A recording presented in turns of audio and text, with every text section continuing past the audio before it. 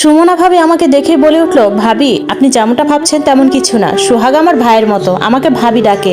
এছাড়া আমাদের মাঝে আর কোনো সম্পর্ক নেই। সুমনা ভাবির কথায় আমি মুচকি হাসলাম, তারপর বললাম, জি ভাবি, আমি জানি সোহাগের রুচি এতটাও খারাপ হয়নি যে কারো বিবাহিত বউয়ের সাথে কোনো প্রকার সম্পর্ক করবে। অনেক দিন ধরে দেখছি ওকে।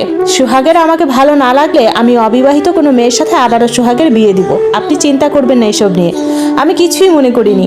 সুমনা ভাবির মুখটা মলিন হয়ে গেল। সোহাগ নির্বিকারভাবে দাঁড়িয়ে আছে, বাইরে হাসি মুখে থাকলেও আমার ভেতরটা কষ্টে ছেয়ে গেছে।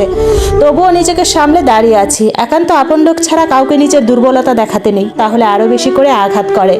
কথায় বলে না, নরম মাটিতে পা দিয়ে গভীরতা পরীক্ষা করে, অনেকটাই তেমনই। সোহাগের সাথে সুমনার কিছু আছে কিনা সঠিক জানি না, তবে থাকলে ওরা বুঝতে পারবে আমি অতটাও দুর্বল নই। সুমনা কোনো কথা না বলে চুপচাপ ছাদ থেকে নেমে চলে গেল। তারপর আমিও কাপড়গুলো নিয়ে ছাদ থেকে চলে আসতে যাব, এমন সময় বাম হাতে কারো স্পর্শ অনুভব হলো। চিরচেনা সেই স্পর্শ। সোহাগ আমার হাতটা ধরে রেখেছে। আমি শান্ত দৃষ্টিতে ওর দিকে তাকিয়ে রইলাম। অন্য কাউকে আমার ভাগ দিতে পারার মতো উদার হলে কবে থেকে? যবে থেকে আপনি পরনারীর কাছে ঘনিষ্ঠ হয়ে বসতে পেরেছেন তবে থেকে। কখনো কখনো চোখের দেখাও ভুল হয়, আমি বললাম। কখনো কখনো বিশ্বাসগুলোই চরমভাবে বিশ্বাস করতে ইচ্ছে করে। সোহাগ আমার হাত ছেড়ে দিল। আমি সময় নষ্ট না করে রুমে চলে এলাম। অনেক কন্ট্রোল করেছি নিজেকে, আর পারছি না। চোখের কোণে জমে ওঠা পানি কণাগুলোকে বেরিয়ে আসতে দেওয়া উচিত। বাইরে নিজেকে যতই শান্ত দেখাতে চেষ্টা করি না কেন, কোনো মেয়েই নিজের স্বামীর ভাগ কাউকে দিতে পারে না। তাছাড়া সোহাগকেই আমি ভালোবাসি। আমার জীবনে সোহাগ ব্যতীত কোনো দ্বিতীয় পুরুষের এমন অধিকার নেই। আমি যতদূর জানতাম সোহাগের জীবনে আমার গুরুত্ব এমন, কিন্তু হঠাৎ কেন সব ফিকে হতে শুরু করলো বুঝতে পারলাম না। কাপড়গুলো খাটের উপর রেখে অজু করে নামাজ পড়ে নিলাম। আল্লাহর কাছে মনের সকল কথা খুলে বলতে পারার মতো শান্তি হয়তো দ্বিতীয় কিছুতেই নেই। আল্লাহর কাছে সকল দুশ্চিন্তা থেকে মুক্তির আবেদন করলাম। হঠাৎ পাশে নজর ঘোরাতে দেখলাম একজন সুদর্শন যুবক পাঞ্জাবি পরে নামাজে দাঁড়িয়ে আছে। এই পুরুষ আমার চোখে শ্রেষ্ঠ সুন্দর, কেন জানি না।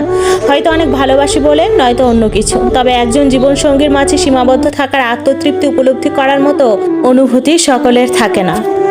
সোহাগ নামাজ শেষ করে আমার দিকে এগিয়ে আসলো। তারপর বলতে লাগলো, আমি অফিস থেকে ফিরে ছাদে কাপড় আনতে গিয়েছিলাম। সুমনা ভাবে আমাকে ওনার বরের সাথে কথা বলতে অনুরোধ করছিল, তাই বসেছিলাম। কখন এত কাছাকাছি চলে এসেছি আমি জানি না। বিশ্বাস করো, আমি আর এমনটা করব না। আচ্ছা, কিছু খাবে তুমি এখন? না, একটু বাইরে যেতে হবে অফিসের কিছু জিনিস কেনার জন্য। সোহাগ মাথা থেকে টুপিটা খুলে রেখে পাঞ্জাবিটা পরে বেরিয়ে গেল। আমি দুইটা মানুষের হিসাব মেলাতে ব্যস্ত হয়ে গেলাম। স্বামী সংসার ছেলে আলাদা থাকার কোনো মানসিকতা আমার নেই, তবে আমি মেরুদণ্ডহীনও নই। নিজেকে কষ্ট অন্যকে দেখিয়ে সহানুভূতি পাওয়া বা কাউকে আনন্দ দেওয়ার সুযোগ আমি কাউকে দিব না।